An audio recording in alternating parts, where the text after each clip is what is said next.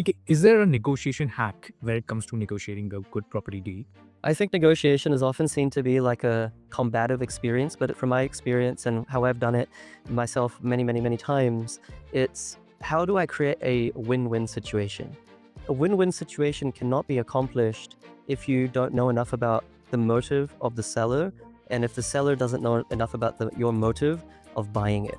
And when you can kind of, get a ladder and talk to each other above this fence that's dividing you, then you can actually come to an agreeable solution. So, for example, just recently, a member of mine, he put in an offer on a property, and it was not the highest offer. There was someone else who offered, I think, like ten or maybe $15,000 more, and the agent called him and said that we're actually, considering going with this other offer because it's higher.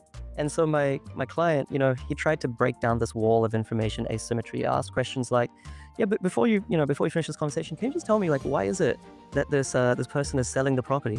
And so that agent said, "Well, they're selling it because they want to buy a new property, they're upgrading, et cetera, et cetera." So then my client said, "Well, that's great. Would they want to continue living there whilst they actually find their ideal dream home? Because I can lease it back to them."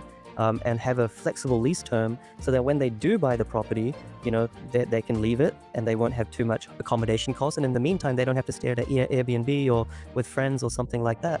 So then the agent took that back to the seller, the vendor, and he actually got even more off because the vendor was so happy to have this flexibility that he got even more off. So sometimes it's not just about who bids the most, it's about who makes or who creates the best relationship and builds a win-win scenario. So there's no like exact like system where you can hack it and get some extra money off.